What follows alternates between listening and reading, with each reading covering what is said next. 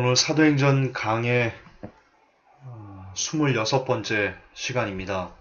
소제목을 가족 구원을 위해서라고 제가 붙였는데요. 오늘 특별히 가족 구원을 위해서 기도하시는 분들 오늘 집중해서 들으시면 제법 적지 않은 유익이 있지 않을까 싶습니다.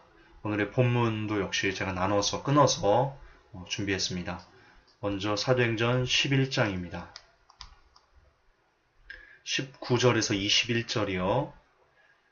오늘 아마 이 본문만 보겠네요. 함께 읽겠습니다. 이제 스데반으로 인하여 일어난 핍박으로 말미암아 널리 흩어진 자들이 멀리 베니게와 키프로스와 안디옥까지 여행하며 오직 유대인들에게만 말씀을 선포하더라. 그들 가운데 키프로스와 구레네 출신의 몇 사람이 안디옥에 이르러 그리스말 하는 사람들에게 말하여 주 예수님을 선포하며 주의 손이 그들과 함께 함으로 많은 수의 사람들이 믿고 주께로 돌아오더라. 아멘. 여러분들이 읽은 이 구절에요. 이 구절에서요. 그동안 우리가 배워왔던 가르침들 중에 우리가 그동안 들어왔던 설교 중에 매우 큰 오류 두 가지가 있습니다. 이 본문 안에 우리가 얼마나 잘못된 것 두 가지를 듣고 살아왔는지 그것을 여러분들에게 말씀드리고요. 끝에 가서 그러면 어떻게 해야지 우리가 가족을 구원할 수 있을 것인가 그것을 연결해서 제가 말씀드릴 겁니다. 먼저 우리가 생각할 오류 첫 번째는요. 이겁니다. 주께서 함께 하시면 잘 된다. 두 가지를 다 말씀드리고 차근차근 순서대로 나갈게요. 첫 번째는 주께서 함께하면 그는 평안하고 잘 된다. 라는 설교가 잘못됐다는 것. 이 안에 있습니다. 사도행전 11장 19절에서 21절 안에 그게 있습니다. 그리고 또 두 번째는요. 성공해야 하나님께서 영광을 받으시고 복음이 널리 전파된다. 라는 가르침, 라는 설교. 그거 역시 성경적이지 않다라는 것이 사도행전 11장 19절에서 21절 안에 담겨 있습니다. 자, 그럼 먼저 첫 번째, 주께서 함께하면 그는 평안하고 잘 된다. 이 내용입니다. 주께서 함께 하시면 잘 된다. 정말 그럴까요? 우리는 너무나 오랫동안요. 이 성령 충만을 받으면 복 받아. 그래서 잘 돼.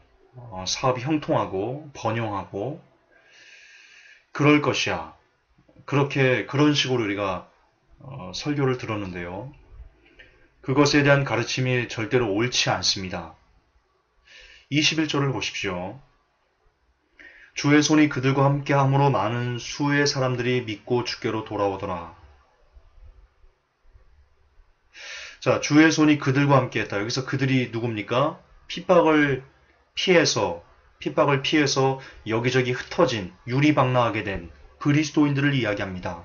그런데 주의 손이 그들과 함께 했답니다. 자, 여러분 잘 새겨서 들으셔야 됩니다. 지금 성경은 분명히 주의 손이 그리스도인들과 함께 하고 있다라고 얘기하는데 주의 손이 그리스도인들과 함께 하는데 그들이 지금 유리방랑하고 있습니다. 어쨌든 주의 손이 그들과 함께하기 때문에 그들이 전하는 그 복음에 힘이 있고 능력이 나타나서 많은 수의 사람들이 믿고 주께로 돌아오는 그런 역사가 나타나고 있습니다. 자, 그렇다면 우리가 그동안 오랫동안 들어왔던 예수 믿으면 잘 돼, 예수 믿으면 번영할 수 있어, 예수 믿으면 형통할 수 있어 라는 그 가치관을 여기에 대입한다면 여러분 주의 손이 함께하는 그리스도인들이 어떻게 유리방랑할 수 있다는 말입니까? 자, 다음의 구절을 보세요. 사도행전 11장 19절에 이제 스데반으로 인하여 일어난 핍박으로 말미암아 널리 흩어진 자들이 멀리 베니게와 키프로스와 안디옥까지 여행하며 오직 유대인들에게만 말씀을 선포하더라. 자, 불강력적으로 스데반으로 인해서 불강력적으로 이 핍박이 일어나서 이제 흩어졌습니다. 자, 그들의 생활이 어땠을까요? 여러분, 이때는요, 자동차가 없었어요. 그리고 지금처럼 이사를 많이 다닐 때도 아니에요. 거기서 그 동네에서 태어나면 그 동네에서 죽는 것이 다반사예요. 우리 과거도 그랬잖아요.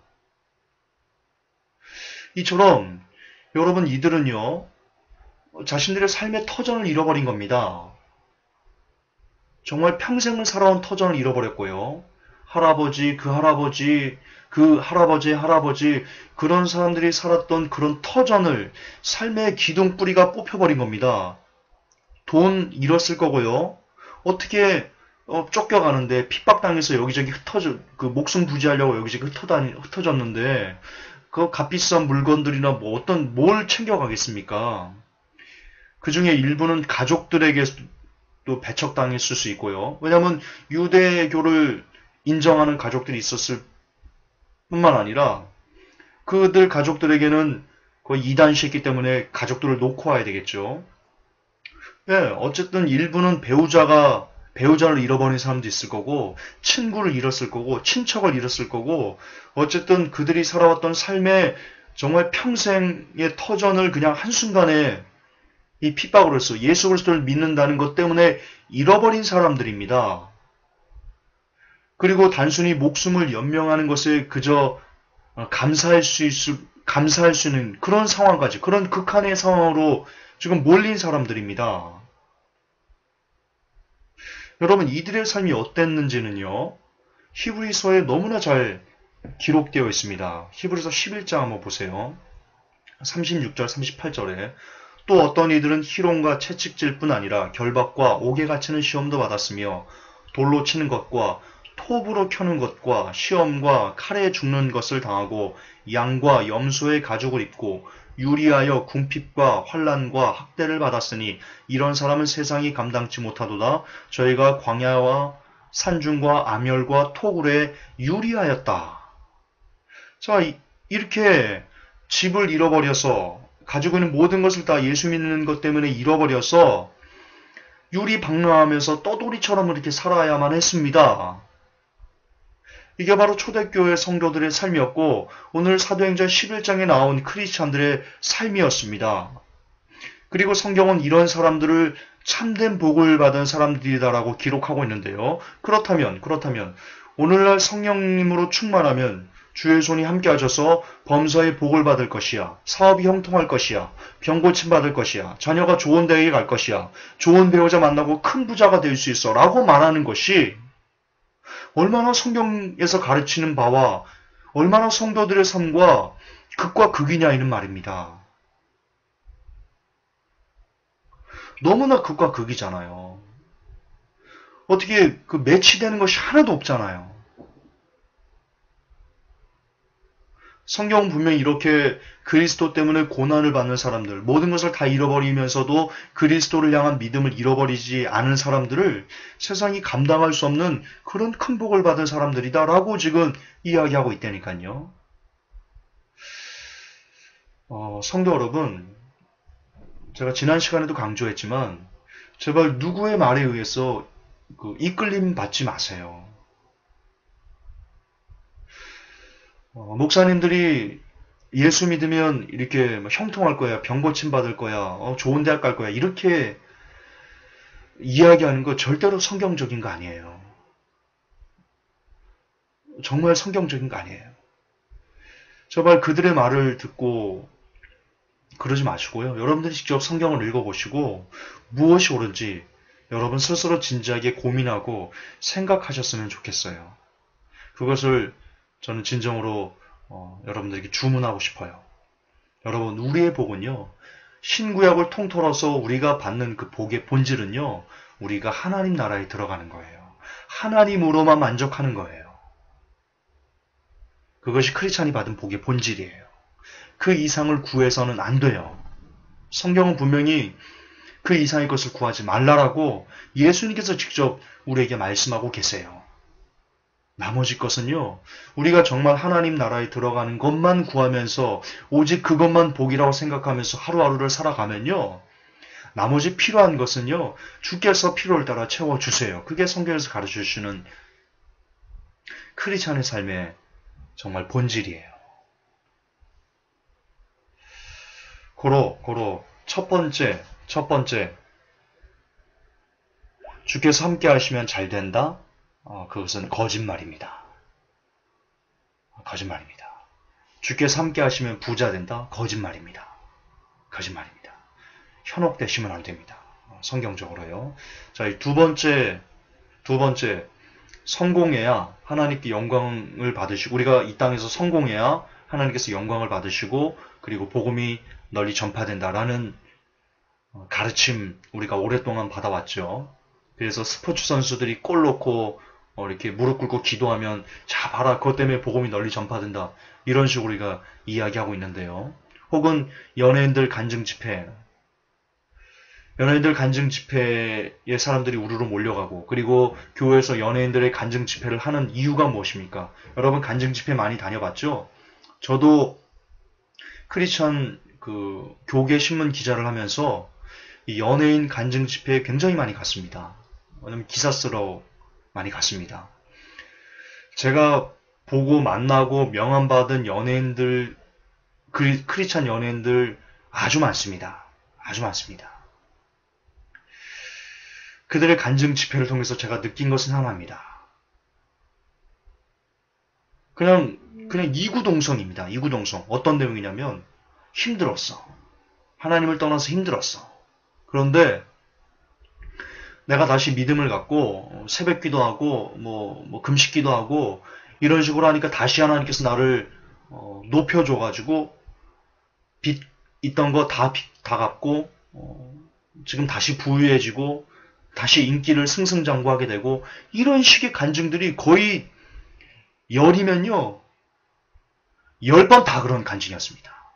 열이면 10번 다. 거의 100%입니다. 거의 100%. 그리고는 그것이 하나님께 영광을 올리는 것이다. 복음이 전리 전파되는 것이다 라고 그렇게 이야기하고 있고, 성도들은 그래서 그런 걸 듣고는 그냥 아멘 하면 두 손 들어서 아멘 할렐루야 하면서 자기들도 이 연예인들처럼, 다시 회복한 연예인들처럼 열심히 기도하고 열심히 새벽 기도하고 열심히 이렇게 하면, 그러니까 우리가 지금 열심히 기도하고 열심히 성경 보는 그런 것은 우리가 하나님의 나라에 가기 위해서, 변화되기 위해서, 하나님 뜻대로 살기 위해서 우리가 열심히 기도하고 열심히 말씀 보고 열심히 새벽 기도하고 열심히 처리하고 이런 식의 하는 거잖아요. 그거는 참 좋아요. 그런 의도로 그렇게 변화되기 위해서, 하나님 나라에 합당한 사람이 되기 위해서 몸부림치기 위한 열심 있는 기도, 열심 있는 말씀, 이런 건 참 좋은 거예요. 하나님께서 요구하시는 거예요. 그런데 지금 이들은요, 열심히 기도하려는 그 목적이 열심히 기도해서 뭔가 복을 받으려고, 나도 연예인들처럼 이렇게 부자 되려고, 그런 식의 열심은 그게 무슨, 여러분 그것은 뭐와 같습니까? 절에 가가지고 불공 드리는 거, 그 열심과 뭐가 다릅니까? 그건 우상숭배입니다. 성경에요, 탐심은 곧 우상숭배다라고 되어 있습니다. 여러분 그렇게 부자가 되기 위해서 열심히 기도하는 거, 일천번제 있죠? 일천번제. 여러분 솔로몬이 1000번 소를 바친 거 아닙니다. 1000마리의 소를 바친 겁니다. 1000마리의 소를. 어쨌든 그렇게 열심히 1000번제를 지금 하고 있습니다. 많은 교회에서 그 일을 하고 있는데요. 그 목적이 뭐냐면 1000번제 드려서 하늘을 감동해서 복받자 이겁니다. 거듭나자, 하나님 나라 들어가자가 아니고, 하나님을 1000번의 예물을 드려서 하나님을 감동시켜서 자녀 대학 좋은 데 보내자, 병 낫자, 암덩이 좀 떠내보내자, 사업 좀 형통하자, 이겁니다. 이 목적으로 1000번제 하는, 그거는 우상숭배입니다. 그 사람 1000번제 드리고 지옥 갑니다. 왜? 탐심은 우상숭배니까요. 그것은 탐심이니까요. 주님을 이용해서 내가 뭔가 이 땅에서 좀 좀 배를 좀 이게 뚱뚱 두드리면서 살아보려는 탐심이기 때문에 그건 우상숭배입니다. 그 지옥 갑니다. 우상숭배한 자가 어떻게 천국 갈 수 있단 말입니까? 따라서 교회에서 일천번제 강조하면서 복 받아라. 일천번제에서 하나님을 감동시키자. 그거 말하는 것은요. 교회에서 그 짓 하는 것은요. 그거 성도들 지옥 보내자는 겁니다. 그 대단히 악한 루시퍼스러운 행동입니다.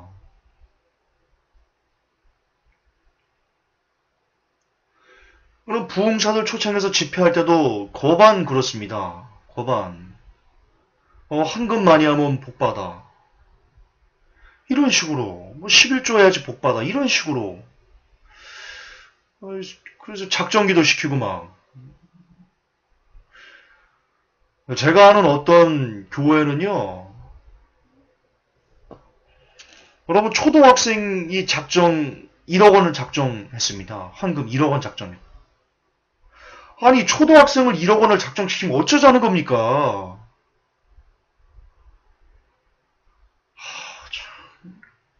정말 이래서 안 됩니다. 지금의 한국 기독교는 삐뚤어져도 너무나 많이 삐뚤어졌습니다. 타락해도 너무나 많이 타락했고 왜곡돼도 너무나 많이 왜곡되었습니다. 물론 안 그런 교회도 있지요. 그러나 거의 대다수가 그런 식으로 지금 몰아가고 있기 때문에 좀 안타까운 마음이죠. 어쨌든 지금 우리가 배워온 그 수많은 설교 중에는 그렇게 세상에서 성공하는 것에 초점이 맞춰져 있고 그렇게 세상에서 성공해야지 복음이 널리 전파될 것이다라고 주장하고 있습니다. 이런 1등주의 사고방식, 그것이 곧 하나님께 복을 받은 사람이다 라는 이 성공주의식의 복이요. 수많은 교회에서 어쩌면 지금 이 시간에도 그게 하나님 뜻인 것처럼 설교되는지도 모르겠습니다. 그러나 역시 오늘의 본문을 다시 한번 확인해 보십시오. 이제 스데반으로 인하여 일어난 핍박으로 말미암아 널리 흩어진 자들이 멀리 베니게와 키프로스와 안디옥까지 여행하며 오직 유대인들에게만 말씀을 선포하더라. 그들 가운데 키프로스와 구레네 출신의 몇 사람이 안디옥에 이르러 그리스말하는 사람들에게 말하여 주 예수님을 선포하며 주의 손이 그들과 함께함으로 많은 수의 사람들이 믿고 주께로 돌아오더라. 자 보십시오. 많은 수의 사람이 주께로 돌아왔다는 것은요. 복음이 널리 전파되고 복음이 능력이 있어서 많은 사람을 구원했다는 겁니다. 다시 말해서 복음이 널리 선포되었다는 것입니다. 그런데 오늘날 복음을 널리 선포했던 사람들의 삶이 어땠습니까? 성공주의였습니까? 성공했습니까? 부자였습니까? 권력자였습니까? 강한 권세가 있고 세력을 있고 명예가 있는 사람들이었습니까? 잘 알려진 어떤 사람들이었습니까? 왕이었습니까? 대통령이었습니까? 유명한 연예인이었습니까? 누구였습니까? 오늘날 복음을 선포해서 복음을 통해서 많은 사람들을 주께로 인도한 그 주인공들은 어떤 사람들이었습니까? 핍박을 피해서 생명을 보존하려고 그 핍박자들로부터 떠나서 유리방랑하는 사람들이었습니다. 지금 사회적으로 보면 거반 노숙자에 가까운 사람들이었고요. 세상적으로 보면 실패자들에 가까운 사람들이었습니다. 그런데 그들을 통해서 하나님은 엄청난 복음의 능력이 나타나 수많은 사람들을 구원하는 열매를 맺고 있습니다. 하나님은 그렇게 하셨습니다. 자, 그렇다면 이 성경을 통해서 누가 틀린 겁니까?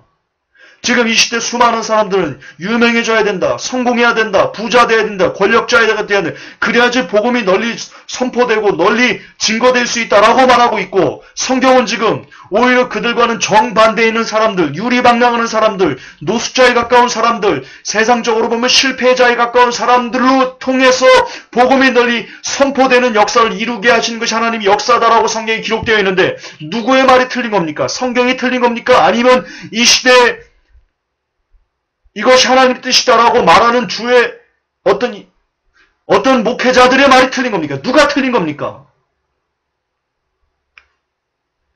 저는 성공해야 복음이 잘 전파된다고 말하는 사람들이 틀렸다라고 제 목을 걸고 말씀드리고 싶습니다.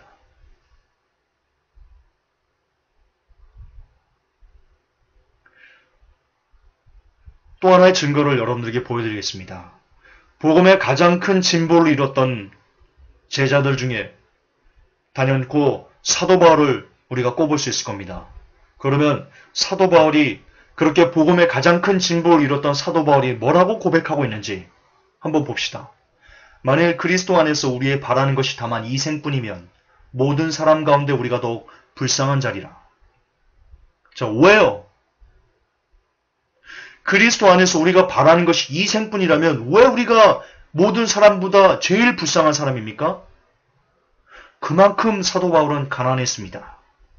그만큼 사도 바울은 세상 사람들의 기준으로 보면 저 밑에 있는 사람처럼 그렇게 고생과 수고와 애씀과 그런 삶들을 살아냈습니다.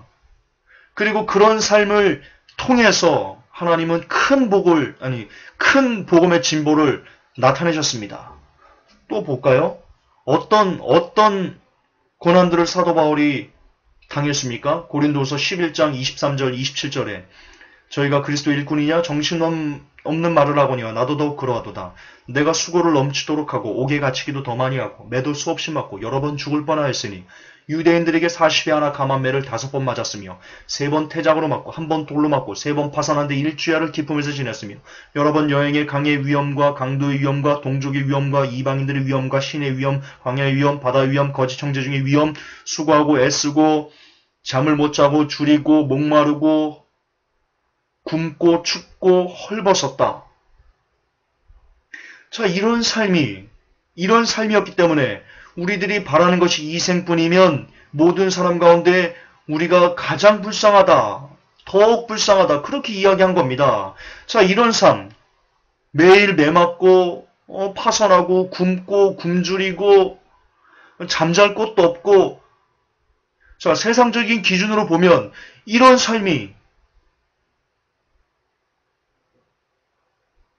이거 어떻게 보면 세상적인 기준으로 실패한 인생이지 않습니까?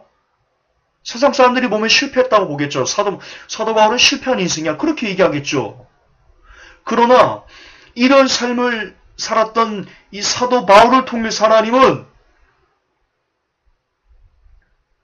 우리가 지금 듣는 이 복음, 이것이 여기까지 이어지는데 사도 바울을 쓰셨습니다. 자, 복음의 진보가 거듭반복하지만 복음의 진보가 지금 이 시대에 상당수의 목회자들이 복음의 진보는 부자가 돼야 된다, 형통해야 된다, 성공해야 된다.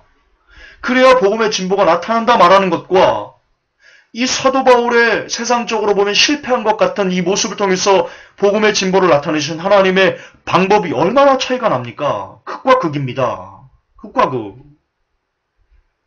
이것뿐만이 아닙니다. 바울은 심지어 복음을 위해서요, 자신이 쓰레기처럼 됐다라고 고백합니다. 증거를 보여드릴게요. 고린도서 4장 13절에 비방을 당한 즉 권면하니 우리가 지금까지 세상의 더러운 것과 만물의 찢기같이 되었도다. 찢기는 페립세마라고 발음합니다. 뜻이 뭐냐면요, 쓰레기, 오물, 폐물입니다. 지금 사도 바울이 이렇게 얘기하는 겁니다. 나는 복음 때문에 내가 쓰레기처럼 됐다. 내가 오물처럼 됐다. 내가 폐물처럼 됐다. 사도 바울이 그렇게 얘기하고 있습니다. 언제 사도 바울이 너희들 복음 때문에 너희들 복음을 선포하려면 성공해야 된다. 너희들 최고 돼야 된다. 너희들 1등 해야 된다. 그래야지 복음이 널리 전파된다. 그래야 복음이 능력 있게 선포된다. 언제 사도 바울이 그렇게 얘기했어요? 오히려 복음 때문에 너희들 복음을 널리 전하기 위해서는 너희들 복음을 위해서 쓰레기처럼 취급받는, 너희들 복음을 위해서 차라리 오물처럼 낮은 자리에 폐물처럼 낮아지는 사람이 너희를 되어야만 한다. 그렇게 십자가에 너희는 죽어야지만 오직 그리스도가 온전히 살아서 복음이 복음될 수 있다. 십자가에 너희를 온전히 죽여야 된다. 그렇게 말하고 있습니다. 그렇습니다. 복음이란 성공해서 전하는 것이 아니고 오히려 자신을 낮추면서 전하는 것이 진짜 복음입니다. 그렇습니다. 복음이란 다른 일을 세워주고 그보다 나를 낮게 여기면서 그를 섬김으로 인해서 전파되는 것이 그게 진짜 복음입니다. 그렇습니다. 복음이란 나를 버리고 상대방의 영혼을 위해서 나를 희생하는 것이 진짜 복음입니다. 그래야지 진짜 이 시대 복음이 복음될 수 있습니다. 그런 차원에서 지금 이 시대가 전하는 복음은 어떤 모습입니까? 문창극 씨 복음 보십시오. 문창극 씨 복음을 통해 가지고 나타나는 형태들을 보십시오. 구원 못 받은 이방인들이 복음의 신비를 모르기 때문에 문창극을 낙마시켰다고 말하면서 오히려 국민들을 향해서 윽박지르는 기독교와 한번 해보겠냐라고 국민과 맞짱 뜨겠다고 으르렁거리는 기독교, 으르렁거리는 복음, 1천만 기독교인의 단합으로 절대로 용서하지 않겠다라고 으름장을 놓는 그런 복음, 그게 어떻게 성경적인 복음과 멜치한단 말입니까? 이 시대 복음은 성경적인 복음과 전혀 다릅니다. 그렇게 지금의 기독교는, 지금의 복음은, 지금의 이 시대의 기독교가 쏟아내는 복음은 마치 세상의 왕처럼 한껏 잘난 체를 으쓱하는 오만방자함으로 도배가 되어 있는 그런 썩어버린 쓰레기 같은 복음이 되었습니다. 그렇기 때문에 복음의 능력이 나타나지 않고 오히려 영혼들이 주께로 돌아오기는커녕 더욱더 교회를 등지면서 교회를 떠나가고 예수님을 등지는 삶을 그렇게 더 많은 사람들이 살아가는 겁니다. 그 핵심은 바로 이 시대 수많은 교회 목회자들이 복음을 마치 왕인 것처럼 이렇게 떠벌리기 때문입니다. 그렇게 오만방자함을 드러내기 때문에 오히려 복음의 능력이 나타나지 않는 겁니다. 저는 이 시대에 부흥이 올 거라고, 기독교에 또 한 번의 부흥이 올까에 대해서 저는 상당히 회의적인 시각을 갖고 있습니다. 개인적으로 이제 마지막 시대가 되었기 때문에 기독교의 부흥은 오지 않을 것이다. 저는 그렇게 개인적으로 생각합니다. 그러나 그럼에도 불구하고 어떻게 하면 이 시대에 부흥이 올 수 있는지 그 방법은 저는 알고 있습니다. 왜? 성경에 나와 있기 때문입니다. 그것은요, 이 시대 기독교가 다시 한번 부흥을 얻을 수 있는 유일한 길은요, 기독교가 본래의 복음을 다시 회복하는 건데요. 그 본래의 복음은요, 낮아지는 겁니다. 국민들보다 철저하게 낮은 위치로 가서 그들을 섬기고 그들을 또 섬기고 또 섬기고 또 섬길 때 그렇게 쓸데없는 권위의식, 특권의식, 선민의식 이런 거 버리고 예수님이 허리에 수건을 두르고 제자들의 발을 씻기는 그 낮은 모습으로 그 복음의 실체를 보였듯이 우리도 역시 그렇게 국민들의 발을 씻기는, 국민들에게 머리를 조아리는, 국민들 앞에 고개를 숙이는 그런 낮음이 있을 때 기독교는 다시 한번 부흥을 경험할 수 있을 것입니다. 그것 없이 기독교는 부흥이 일어날 수 없다라고 저는 단언할 수 있습니다. 그러나 과연 이 시대 기독교가 그 낮음을 과연 실행할 수 있을까? 그에 대해서는 심각한 회의가 들지 않을 수 없습니다. 아마 안 할 겁니다. 지금 되어지는 모습을 보면 아마 그들은 그렇게 안 할 겁니다. 오히려 더 이를 바득바득 깔면서 너깟 놈들이 말이야, 뭘 안다고 말이야, 믿음의 신비를 뭘 안다고 말이야, 니깟 놈들이, 그런 식으로 국민과 싸우려고 할 겁니다. 그러므로 기독교에 남아있는, 한국 기독교에 남아있는 수수는 쇠퇴뿐입니다. 어쨌든 그러나 우리만이라도, 정말 마지막 때를 준비한다는 우리만이라도 그렇게 복음의 본질이 낮은 것이라는 것을 깊이 깨닫고 그 낮음을 실현하는, 낮음을 실천하는 삶을 우리가 살아야 되겠습니다. 그리고 우리가 그렇게 살 때 그토록 바람하지 않는 가족 구원을 이루는 그런 삶을 살 수 있습니다. 여러분, 복음만이 가족을 살릴 수 있습니다. 복음의 능력만이 가족을 구원할 수 있습니다. 그러나 복음이 복음되기 위해서는 우리가 진짜 복음을 가족들에게 전해야 됩니다. 진짜 복음을. 진짜 복음은 어떻게 전하는 겁니까? 낮은 자리에서 섬김으로써 전하는 겁니다. 만약 여러분들이 마지막 때를 안다는 것 때문에 고자세로 여러분들이 마지막 때를 알고 베리칩을 알고 뭐 한 번 구원 영원한 구원이 아니라는 걸 알고 기타 여러 가지 어떤 것을 안다는 것 때문에 고자세에서 이것을 잘 깨닫지 않고 받아들이지 않는 그들을 향해서 윽박지르거나 마치 마지막 때를 아는 것이 뭔가 대단한 특권을 받은 것처럼 그런 뉘앙스를 풍기면서 복음을 전한다면 그렇게 높은 위치에서 너는 몰라라고 그렇게 찍어 누르는 그런 식의 복음이라면 그것이 그렇게 전하는 복음과 지금 이 시대 수많은 사람들이 문창극 씨가 낙마한 그 국민들을 향해서 너희들이 복음의 신비를 모르기 때문에 그렇게 무지해서 그렇게 문창극 씨를 낙마시킨 거라고 찍어 누르는 것과 우리가 가족들에게 마지막 때를 좀 안다고 그것도 몰라? 베리칩 안 받아? 죽어버려 나가서 이렇게 말하는 것과 그것과 이것이 무엇이 다릅니까? 똑같은 겁니다. 그것은 복음이 아닙니다. 그것은 여러분들 마지막 때를 전하는 것이 아닙니다. 그냥 잘난 체 하는 겁니다. 그 이상도 그 이하도 아닙니다. 정말 가족 구원을 원한다면 진짜 복음을 가족들에게 전해야 됩니다. 진짜 복음은 절대로 오만하게 복음을 전할 수 없습니다. 진짜 복음은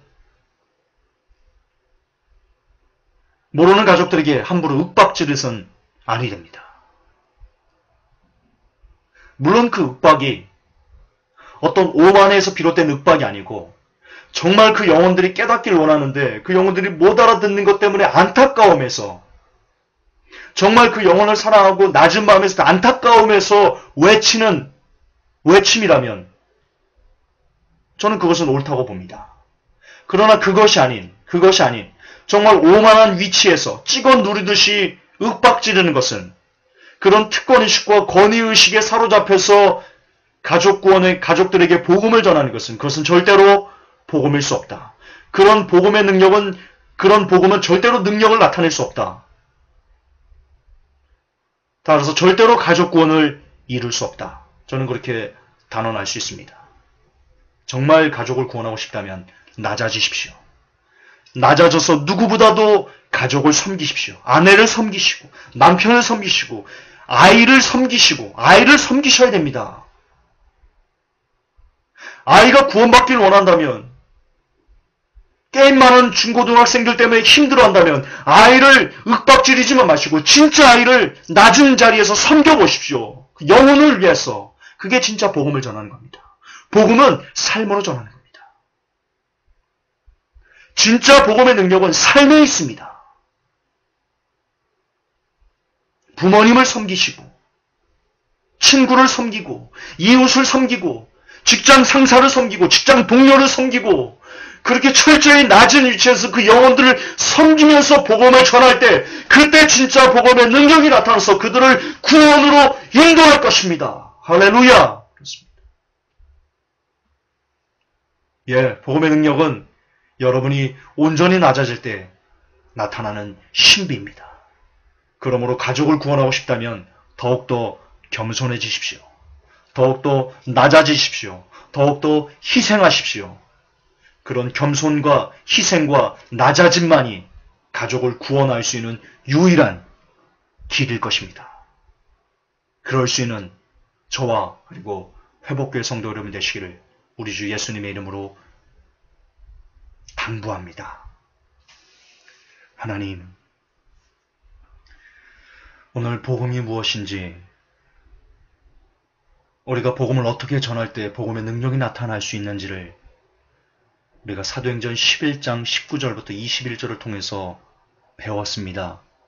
무엇보다 이 마지막 때 가족들 구원을 위해서 기도하며 그들을 위해서 복음을 전하는 우리들 중에 혹 잘못된 방식으로 복음을 전한 우리들, 그들을 섬기지 않는 상태에서 복음을 전했다면 이 시간 회개하게 하시고 진실로 그들을 그들보다 철저하게 낮은 위치에서 복음을 위해서 만물의 찌끄러기처럼, 만물의 쓰레기처럼 되는 것을 기뻐하면서 그렇게 철저하게 낮은 위치에서 희생하며 복음을 삶으로 전하는 그런 회복의 성도 여러분이 되시기를 될 수 있도록 하나님, 그런 종이 될 수 있도록 하나님 도와주시옵소서.